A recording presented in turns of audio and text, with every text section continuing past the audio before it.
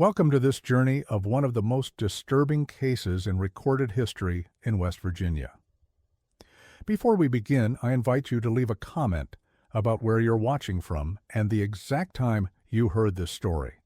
We're interested in knowing where and at what times of day or night these documented accounts arrive. In the autumn of 1903, the remote valleys of Pocahontas County, West Virginia, harbored a darkness that would echo through generations. The rolling hills and dense forests of the Appalachian region had always been home to tight-knit communities where everyone knew their neighbor's business, where trust was currency, and where a man's word meant everything. But that trust would be shattered by one individual whose name would become synonymous with evil itself. Tobias Kincaid. The story begins not with Kincaid's arrival, but with what was discovered 63 years later in 1966, when construction workers preparing to build a new highway through the mountains stumbled upon something that should have remained buried. While clearing a section of forest near what locals called Widow's Hollow, heavy machinery operated by the Morrison Construction Company unearthed the foundation of what appeared to be an old homestead. The discovery was initially unremarkable. Such ruins were common throughout the region, remnants of families who had moved on or died out during the harsh early decades of settlement. However, when Foreman Dale Hutchins examined the site more closely, he noticed that the foundation was unusually well preserved, suggesting the structure had been abandoned relatively recently rather than decades earlier. More intriguingly, the basement area appeared to have been deliberately sealed with heavy stones, an unusual practice that sparked Hutchins's curiosity. Against company policy, he ordered his crew to excavate the sealed chamber, a decision that would haunt him for the rest of his life. Beneath the rotted floorboards and carefully arranged stones, workers found a collection of personal belongings wrapped in multiple layers of oilcloth. The items included letters, photographs, household belongings, and most disturbing of all, a detailed journal written in a careful, methodical hand. The preservation was remarkable, the oilcloth having protected the contents from moisture and decay for more than 6 decades. Among the items were also several pieces of jewelry, pocket watches, and small personal mementos that suggested these belongings had come from multiple households rather than a single family. The journal belonged to Cornelius Whitmore, a farmer who had lived in the area during the early 1900s. What Whitmore documented in those pages would challenge everything historians thought they knew about rural Appalachian communities of that era. The entries, spanning from March 1903 to February 1904, chronicled the systematic psychological destruction of an entire community by a single man. Also discovered were fragments of other diaries and journals, apparently belonging to different residents of the same community. These additional accounts, written by Mary Beth Whitmore, Prudence Millbrook, and Isadora Clearwater, provided corroborating evidence of the events described in Cornelius Whitmore's more comprehensive record. The multiple perspectives allowed researchers to piece together a remarkably detailed picture of what had transpired in Widow's Hollow during those crucial months. Dr. Harold Brennan, a historian from West Virginia University who was called in to examine the documents, later described the discovery as the most complete contemporaneous record of systematic psychological manipulation and community destruction ever found in Appalachian historical documentation. Brennan's initial report, filed with the State Historical Society in December 1966, noted that the careful preservation of these documents suggested they had been hidden with the specific intention of creating a permanent record. To understand the full scope of what Tobias Kincaid accomplished, one must first understand the isolated nature of Widow's Hollow in 1903. The settlement consisted of exactly 32 adults living in 16 households scattered across a valley accessible only by a single dirt road that wound through treacherous mountain passes. During winter months, this road became completely impassable, effectively cutting the community off from the outside world for periods that could last 4 to 6 months. The community had formed organically over the previous 2 decades, attracting adults who sought isolation from the rapidly changing outside world. Some were married couples who had never been blessed with offspring, others were widows and widowers who had lost spouses to disease or accident, and still others were individuals who had simply chosen the solitary life of mountain farming. The nearest town of any size was Marlinton, a journey that took a full day by wagon under the best conditions. These adults had created a peaceful, cooperative settlement where mutual aid and shared labor enabled survival in the harsh mountain environment. Their community included its own small Methodist chapel, constructed through collective effort, and an informal system of governance led by the elder residents who had established the settlement. The Ashford, Whitmore, Clearwater, and Millbrook households had become the backbone of community leadership through years of demonstrated wisdom and fair dealing. Disputes were rare and settled through community discussion held in the chapel on Sunday afternoons after religious services. Violence was almost unknown. The last serious altercation anyone could remember had occurred in 1887 when 2 men disagreed over boundary lines, and even that had been resolved through mediation rather than conflict. This peaceful existence would make the community particularly vulnerable to what was coming. The community's religious life was simple and practical. A circuit preacher, Reverend Gideon McCready, visited 4 times a year when weather permitted, conducting marriages and funeral services as needed. Between these visits, the residents held their own prayer meetings, led by various elders, reading from well-worn Bibles and singing traditional hymns without musical accompaniment. Their faith was genuine but not elaborate, focused on practical Christian living rather than theological complexity. Economic life in Widow's Hollow was based on subsistence farming, supplemented by hunting, fishing, and occasional trade with merchants who traveled through the region during summer months. Each household maintained vegetable gardens, kept livestock, and worked small plots of corn and other grains. The community operated on a complex system of mutual aid where labor, tools, and resources were shared according to need and ability. The social structure was relatively egalitarian, with leadership based on age, experience, and demonstrated wisdom rather than wealth or formal education. Household heads made decisions for their immediate families, but matters affecting the entire community were discussed and decided collectively. Both men and women played crucial roles in this decision-making process, particularly in matters involving resource allocation, conflict resolution, and community planning. Into this stable, close-knit community came Tobias Kincaid in early March of 1903, claiming to be a traveling preacher seeking a place to establish a permanent ministry.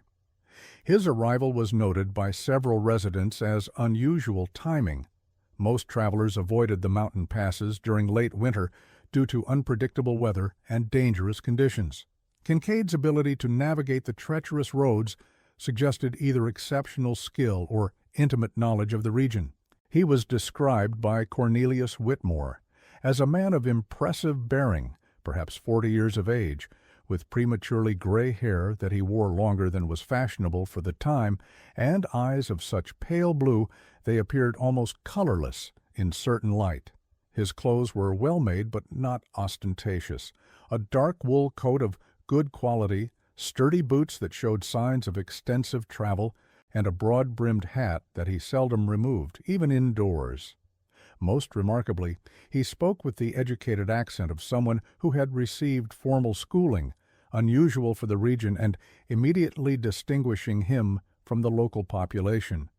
What immediately set Kincaid apart was his apparent knowledge of Scripture and his ability to quote lengthy passages from memory with perfect accuracy. In a community where most adults could barely read and owned perhaps 1 or 2 books total, this scholarly ability was genuinely impressive. He could recite entire chapters of the Bible without hesitation, discuss theological concepts with sophistication, and reference historical religious figures that most of the residents had never heard of. When he requested permission to hold religious services in the chapel, the community elders, led by 67-year-old Bartholomew Ashford, readily agreed. The prospect of having regular religious instruction available, particularly during the long winter months when Reverend McCready could not visit, seemed like an unexpected blessing. The elders viewed Kincaid's arrival as providential, an answer to their prayers for stronger spiritual guidance during the difficult seasons of isolation. This decision would prove to be the beginning of their destruction. Kincaid's initial presentation to the community was masterful in its calculated humility. He claimed to be seeking not a position of authority, but an opportunity to serve. He spoke eloquently about the spiritual needs of isolated communities, the challenges of maintaining faith without regular pastoral care, and his calling to minister to those who had been overlooked by more formal religious institutions. His manner was respectful, deferential to local customs, and seemingly devoid of arrogance. The early entries in Whitmore's journal described these first services as remarkably moving experiences. Kincaid possessed a commanding presence when speaking, his voice carrying easily through the small chapel and holding the attention of every adult present. His sermons were unlike anything the community had experienced, sophisticated in their theological content, yet accessible to his largely uneducated audience, passionate yet controlled, inspiring yet practical in their applications to daily life. Unlike their circuit preacher who delivered relatively simple homilies focused on basic moral behavior and biblical stories, Kincaid spoke with depth about concepts like redemption, spiritual warfare, and the complex relationship between individual sin and community welfare. He introduced ideas that were new to his audience, but presented them in ways that seemed to illuminate rather than confuse. Many households welcomed this intellectual stimulation. However, Whitmore noted subtle changes in Kincaid's approach after those first few weeks of establishing his credibility and authority within the community. The sermons began to focus increasingly on the concept of hidden sin and the necessity of complete honesty within the community. Kincaid introduced biblical passages about the dangers of secret transgressions, the way individual failings could contaminate entire communities, and the importance of bringing all darkness into the light. These theological concepts, while having legitimate biblical foundations, began to take on increasingly intrusive applications. Kincaid suggested that true Christian community required unprecedented levels of openness and accountability. He argued that the privacy traditionally maintained by households regarding their internal affairs was actually a form of spiritual pride that prevented genuine fellowship and mutual support. Kincaid then introduced the practice of private confession, scheduling individual meetings with each household. He explained that only through complete spiritual cleansing could the community achieve the harmony and mutual support that God intended for His people. These confession sessions were presented not as interrogations, but as opportunities for spiritual growth and community strengthening. Residents were encouraged to share not just their obvious failings, but their private thoughts, household conflicts, financial struggles, and personal fears. The confession process was systematic and thorough. Kincaid would visit each household weekly, spending hours with family members individually and collectively. He demonstrated remarkable skill in drawing out information that people had never intended to share. What made these confession sessions particularly effective was Kincaid's ability to connect individual problems to broader community needs.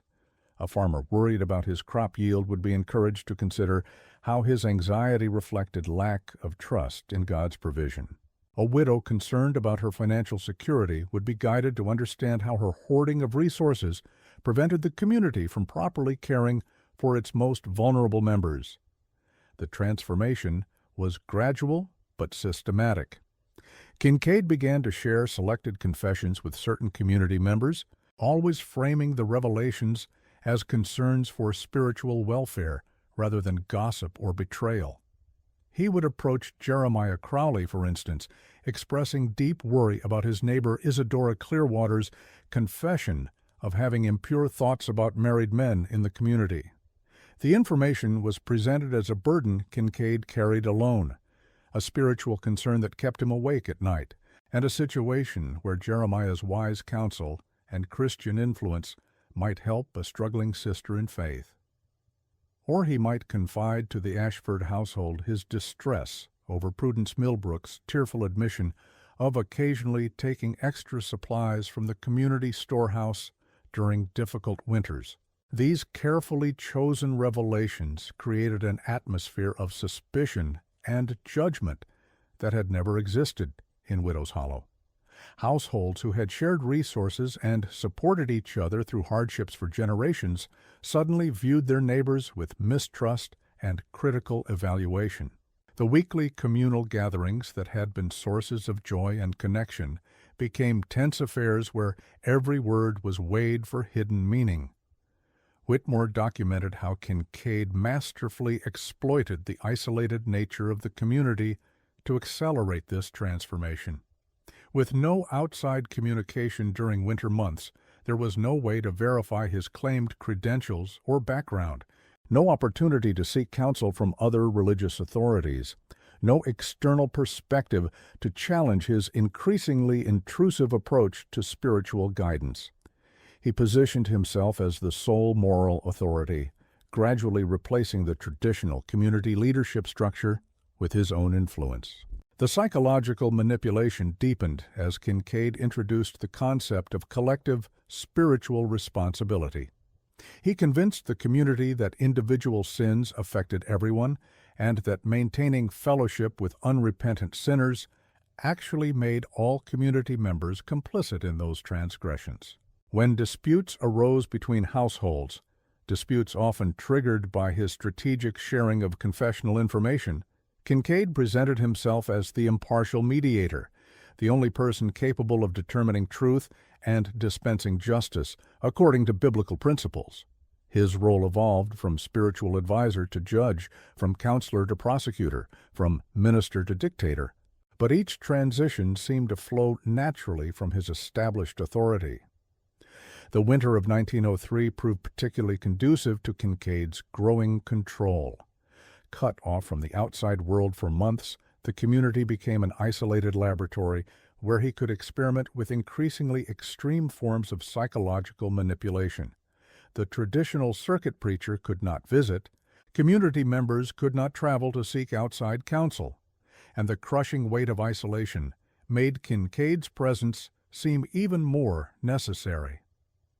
Kincaid introduced what he called community penance for spiritual transgressions.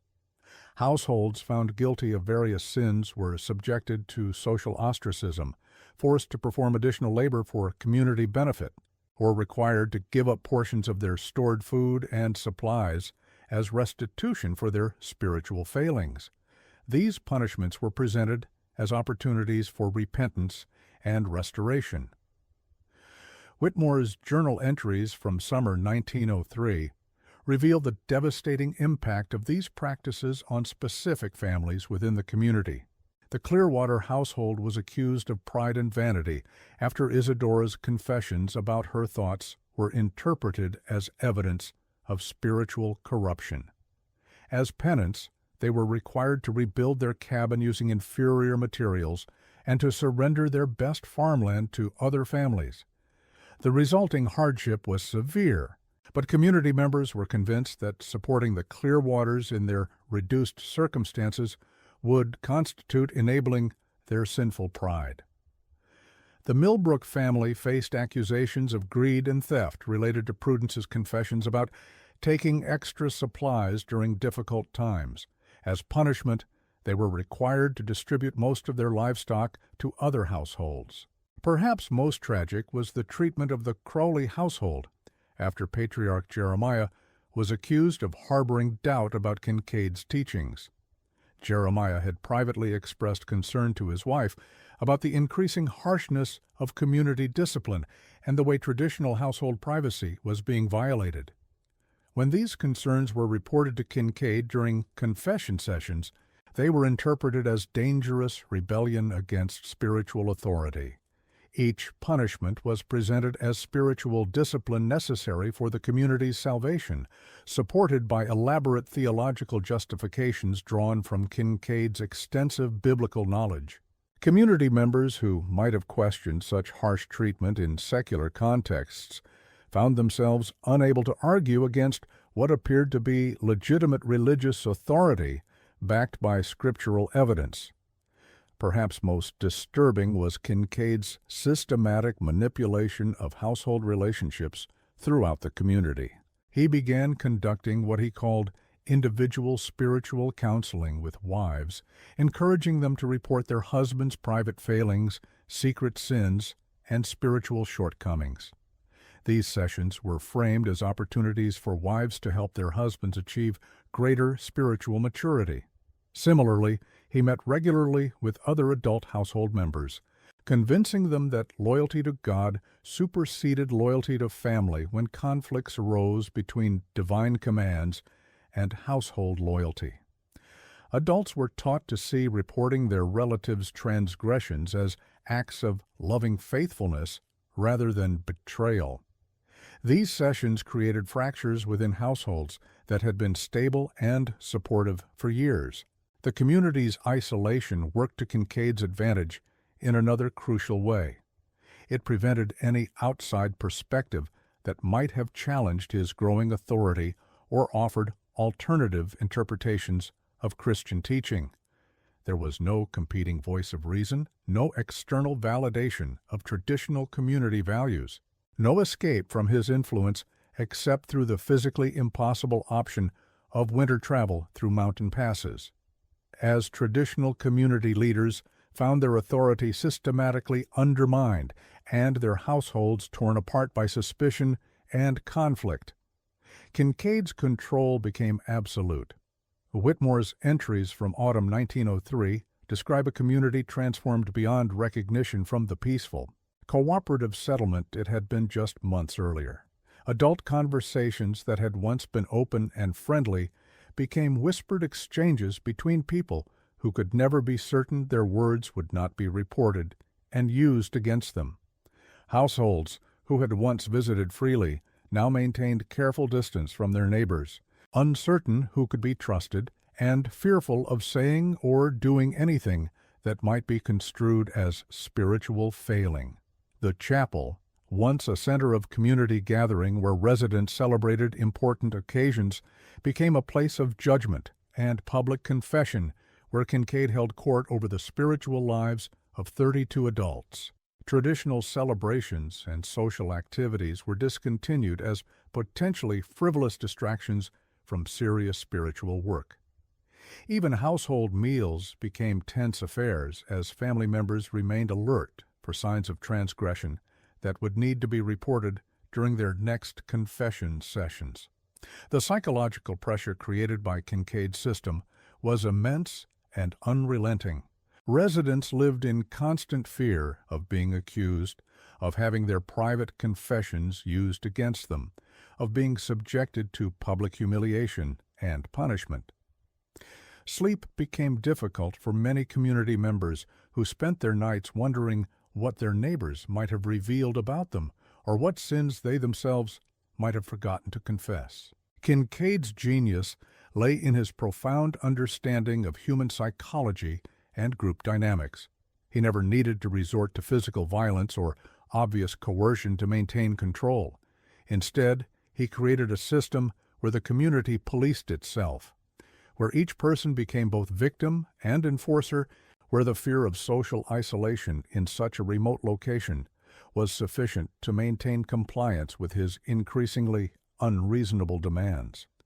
The threat of being cut off from the only human contact available for hundreds of miles was more terrifying than any physical punishment. The breaking point came in December 1903, when Kincaid announced that the community's spiritual contamination had reached critical levels requiring more dramatic forms of purification. He declared that extensive prayer and spiritual discernment had revealed certain households as persistent sources of sin that were preventing God's blessings from flowing to the community. These households would need to be expelled from Widow's Hollow entirely to preserve the spiritual welfare of the remaining faithful. The families targeted for expulsion included the Ashfords, who had originally welcomed Kincaid but had recently begun questioning his increasingly extreme methods, and the Crowleys, whose patriarch had attempted to organize resistance to some of Kincaid's more unreasonable demands. Also marked for removal were the Clearwaters and 2 other households who had shown signs of independent thinking or resistance to community discipline. What followed was a systematic campaign of persecution that drove these families from their homes in the dead of winter. Their neighbors, terrified of being labeled as sympathizers or accomplices, provided no assistance despite years of mutual support and shared hardship. The expelled households were forced to abandon not just their physical homes, but their life's work, cleared fields, established orchards, livestock they had bred and raised, tools and equipment accumulated over years of hard labor.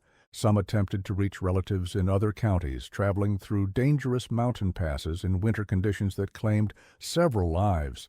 Others simply disappeared into the wilderness, their fate unknown.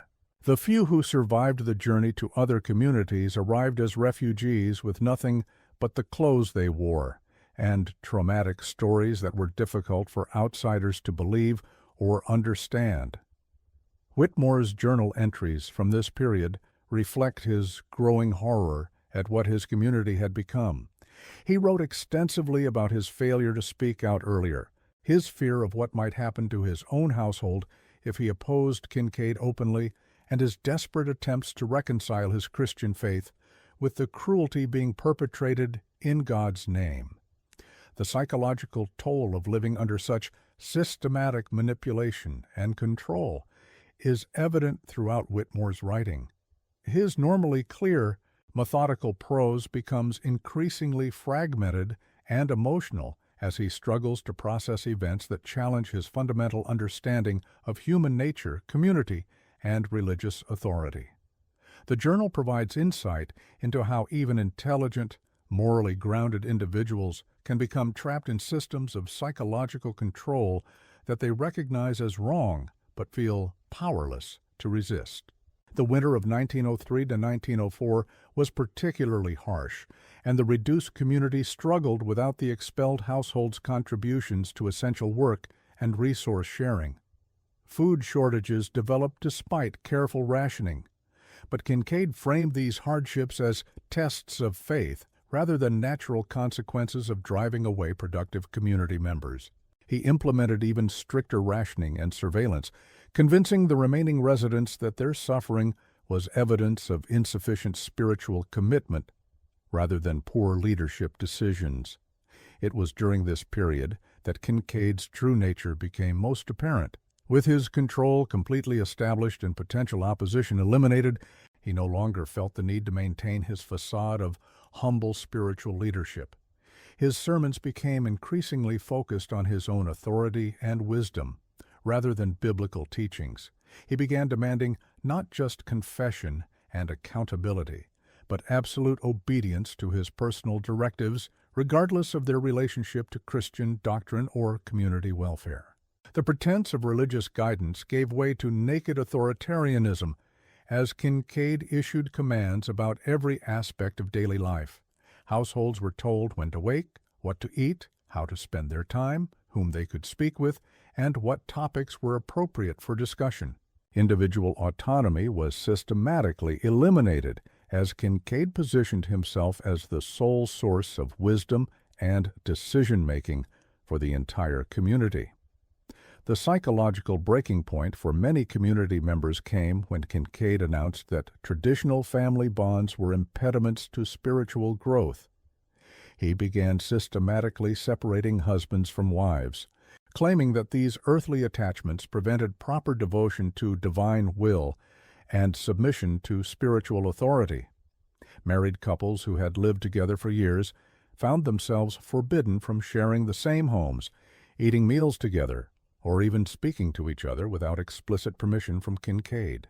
Spouses were assigned to different households where they could be monitored more effectively. Adults were removed from their natural family units and placed under direct supervision of community monitors chosen by Kincaid for their demonstrated loyalty. Whitmore's final entries, written in February 1904, describe a community on the verge of complete collapse, both socially and economically. The remaining adults existed in a state of constant fear and surveillance, where even the most basic human relationships had been corrupted by suspicion and control. Trust had been so thoroughly destroyed that even spouses regarded each other with uncertainty, never knowing whether their most intimate partner might report their private thoughts or feelings to Kincaid. The social fabric that had held the community together for years, mutual aid, shared celebration, collective decision-making, respect for family bonds, had been completely shredded and replaced with a system of individual isolation punctuated only by mandatory group activities designed to reinforce Kincaid's authority. The cooperative spirit that had enabled survival in such a challenging environment was replaced by fearful compliance and mutual surveillance. The end came not through dramatic confrontation or violent resistance, but through the simple reality that Kincaid's system was ultimately unsustainable. By early spring of 1904, the community could no longer function as an economic or social unit. Too many productive members had been expelled, too much energy was being devoted to surveillance and control rather than essential work. Households began abandoning their homes and fleeing Widow's Hollow, slipping away in the night, rather than enduring another day under Kincaid's control. The exodus was quiet and desperate, each family making individual decisions to escape, rather than attempting any form of organized resistance or collective action. The community that had once functioned as an extended family unit dissolved into isolated individuals seeking salvation through solitary flight. Whitmore's journal ended abruptly in mid-February 1904, with a final entry that spoke volumes about the psychological devastation Kincaid had wrought. "Cannot continue. Taking Mary Beth tonight. May God forgive us all for what we allowed to happen here. The evil was not in what we did, but in what we failed to do when there was still time to act. I pray that someday someone will find this record and understand." Shivers. When construction workers found Whitmore's journal in 1966, it was discovered alongside evidence that the Whitmore cabin had burned shortly after this final entry. Charred timbers suggested the fire had been deliberately set, though whether by the fleeing household to deny Kincaid use of their home or by other parties for unknown reasons remained unclear. The careful burial of the journals and personal belongings in the sealed basement chamber suggested someone had taken considerable time and effort to preserve this record. Tobias Kincaid disappeared sometime during the spring of 1904, his departure as mysterious as his arrival had been. None of the surviving community members ever reported seeing him leave, and when the last households fled Widow's Hollow, he was nowhere to be found. Unlike his carefully orchestrated arrival and systematic establishment of control, his departure left no trace, no forwarding destination, no clue about his ultimate fate. The investigation conducted by Dr. Harold Brennan and his team from West Virginia University in 1966-1967 revealed disturbing evidence that Kincaid's time in Widow's Hollow might not have been an isolated incident. Similar reports of traveling preachers who destroyed communities through psychological manipulation were found in county records from southwestern Pennsylvania, eastern Kentucky, and southwestern Virginia. While none of these reports provided enough detail to definitively identify Kincaid as the perpetrator, the patterns were remarkably similar. Charismatic religious leaders arriving in isolated communities during vulnerable periods, systematic gathering of private information through confession practices, strategic creation of conflicts and suspicion, gradual assumption of absolute authority, and ultimate destruction of community bonds. The most chilling discovery came in 1967, when researchers examining archived newspapers from the period found a brief notice in the Marlinton Weekly Herald dated June 1904.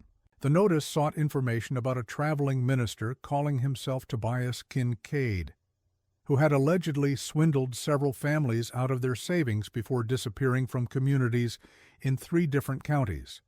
County records showed no birth certificate, property ownership, tax records, or any other documentation for anyone named Tobias Kincaid in the region or surrounding areas.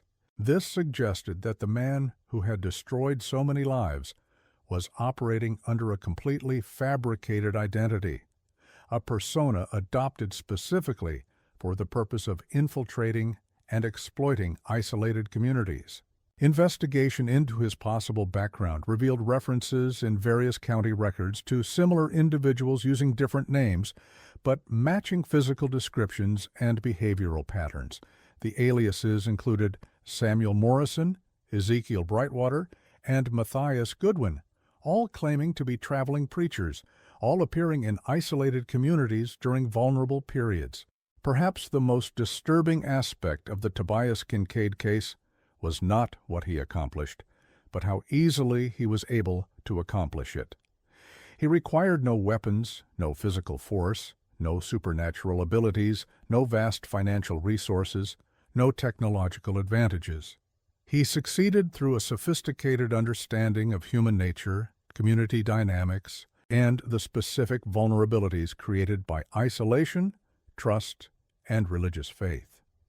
The psychological techniques employed by Kincaid, the cultivation of spiritual authority, the strategic use of private information, the artificial creation of conflicts and suspicion, the exploitation of religious beliefs, the systematic destruction of social bonds, the gradual escalation of control, would later be recognized by sociologists and psychologists as classic methods of coercive control.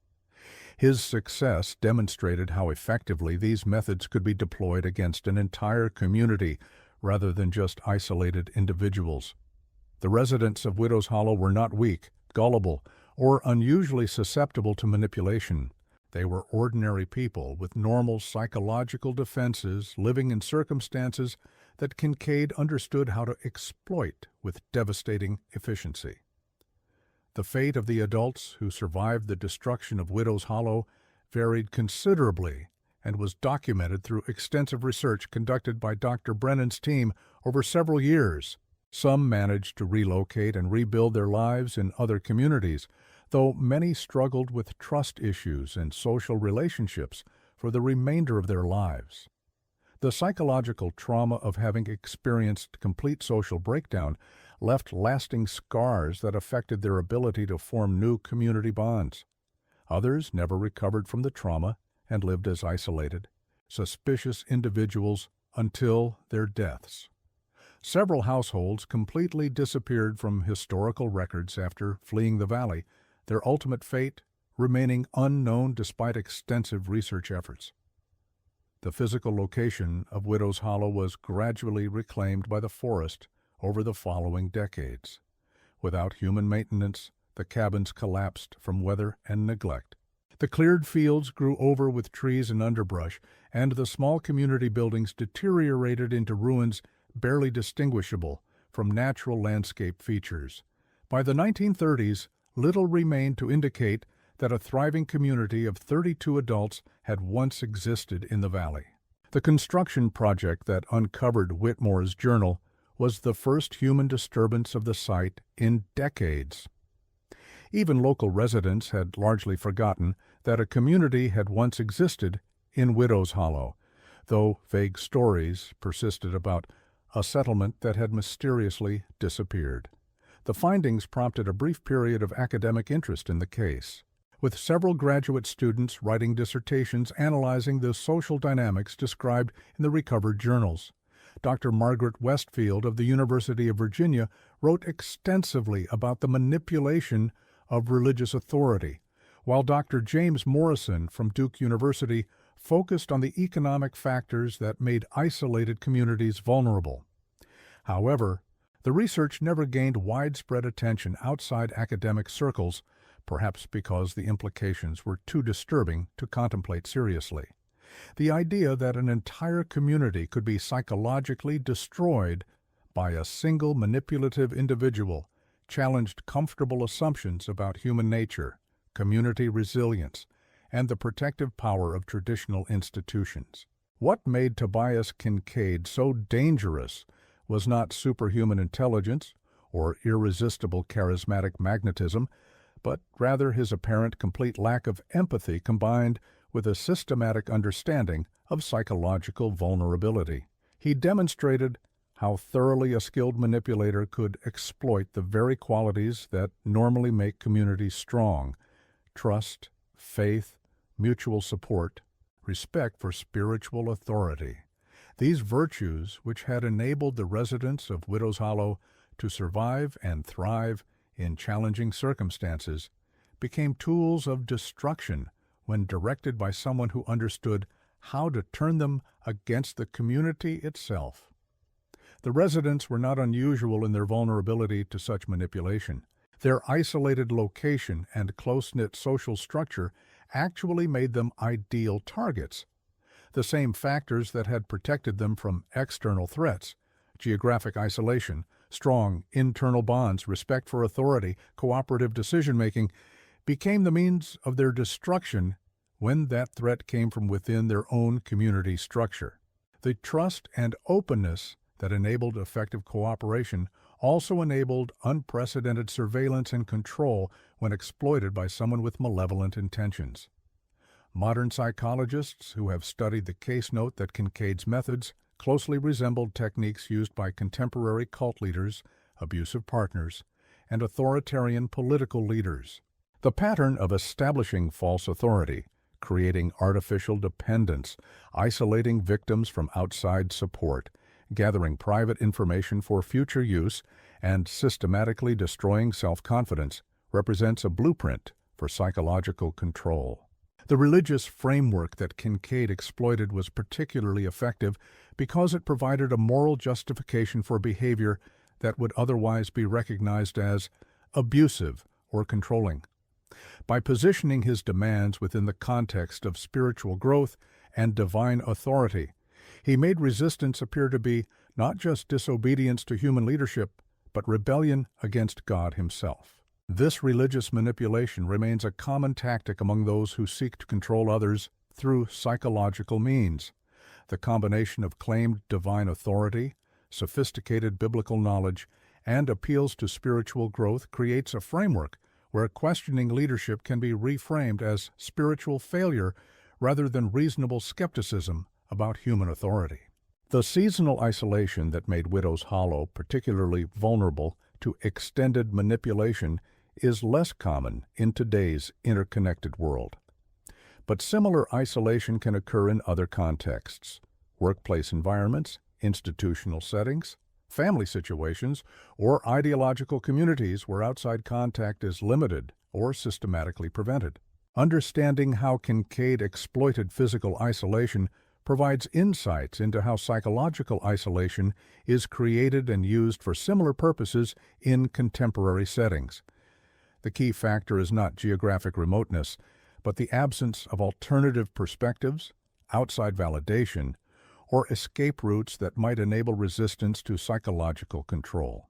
The complete breakdown of community trust that Kincaid engineered demonstrates how effectively private information can be weaponized against a group. By gathering confessions and personal details through supposedly confidential counseling sessions, then strategically sharing selected information to create conflict and suspicion, he turned the community's openness into tools of division and destruction. This pattern of using private information to create division and maintain control remains highly relevant in contemporary contexts where personal data can be collected, stored, and strategically deployed to influence behavior and relationships.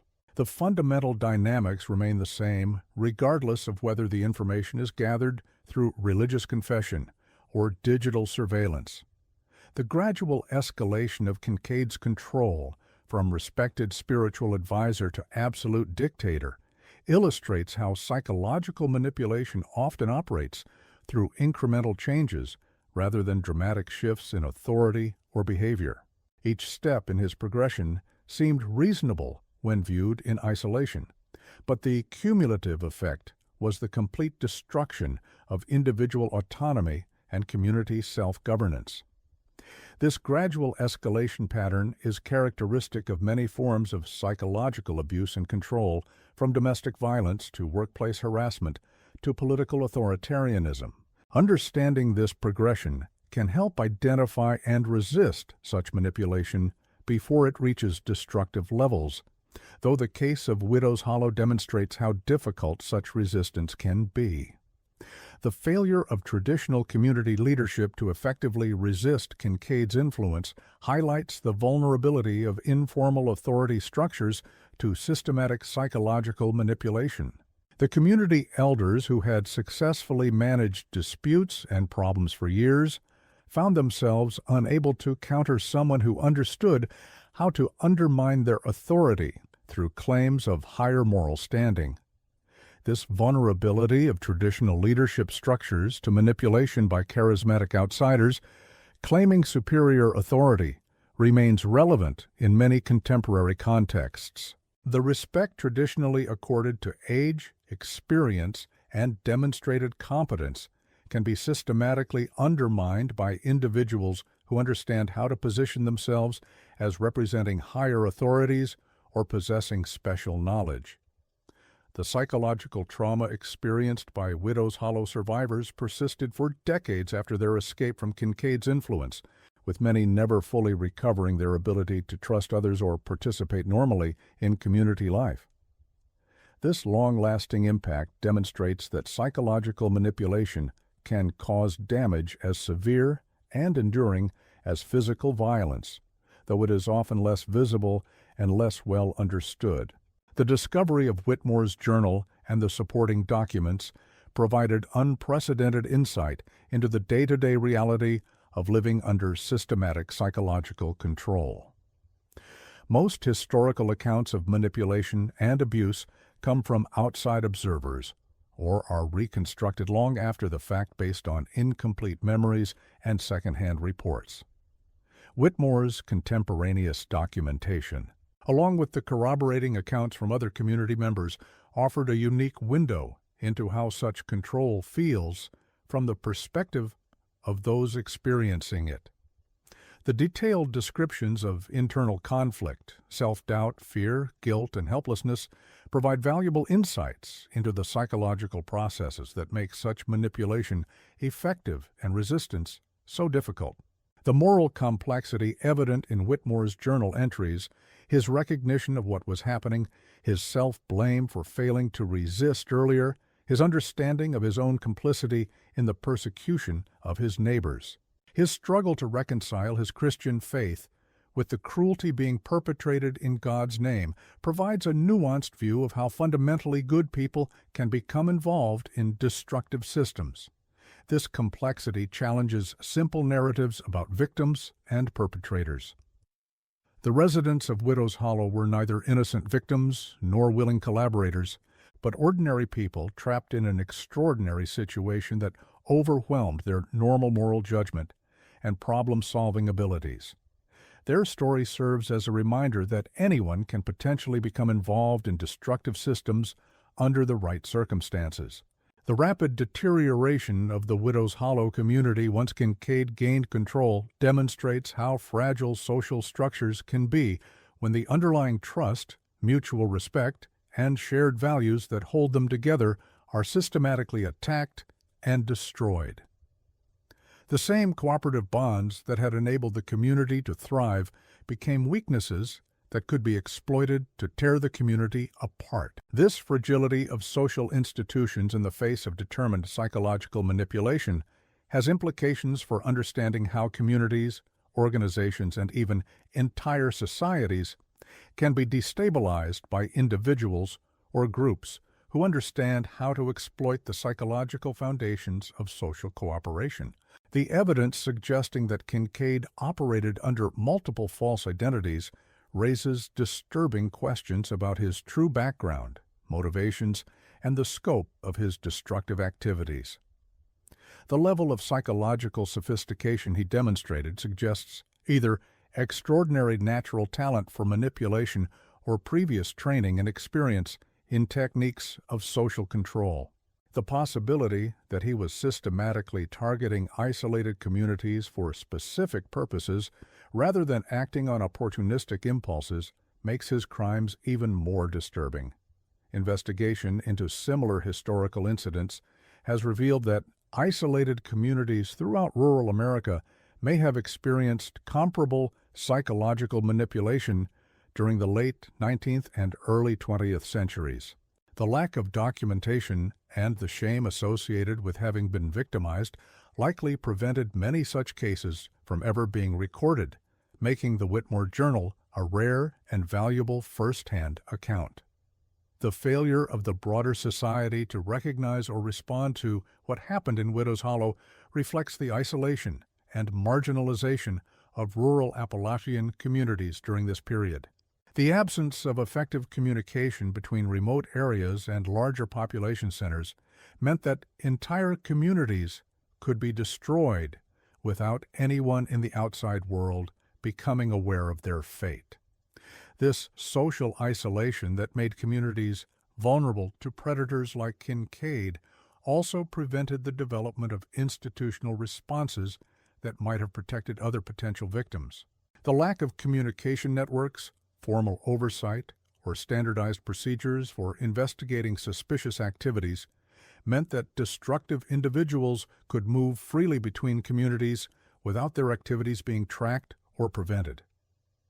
The lasting impact of the Widows Hollow incident on regional history has been minimal, largely because so few records survived and because the shame associated with having been victimized discouraged survivors from speaking about their experiences. This silence means that valuable lessons about community vulnerability and psychological manipulation were lost to subsequent generations. The rediscovery of these events through the construction accident that uncovered Whitmore's journal demonstrates how much history may be lost when communities are destroyed and survivors are too traumatized to preserve their stories. The systematic destruction of social memory that accompanies psychological manipulation can erase entire chapters of human experience. The case of Tobias Kincaid ultimately serves as a reminder that evil does not always announce itself with obvious violence or dramatic confrontation. Sometimes the most destructive individuals are those who understand human psychology well enough to turn our fundamental virtues against us, who can destroy communities not through force, but through the careful manipulation of trust, faith, and social bonds. The residents of Widows Hollow were not unusual in their vulnerability to such manipulation. Their fate could have befallen any isolated community led by people trying to do their best under challenging circumstances. The tragedy was not that they were weak or gullible, but that they encountered someone whose understanding of human nature was matched only by his complete lack of conscience or empathy. In the end, the most chilling aspect of the Tobias Kincaid case may be its demonstration that such comprehensive psychological control requires no supernatural abilities, no advanced technology, no vast resources, no physical violence, only a thorough understanding of human weakness, social dynamics, and the patience to systematically exploit the very qualities that make communities worth preserving. The residents of Widows Hollow discovered too late that the greatest threats to a community often come not from external enemies or natural disasters, but from those who understand exactly how to turn the community's greatest strengths, trust, faith, mutual support, respect for authority, into instruments of its own destruction. Their story stands as a permanent warning about the vulnerability of human communities to psychological manipulation, and the terrible price that can be paid when trust is systematically betrayed by those who claim to serve our highest aspirations.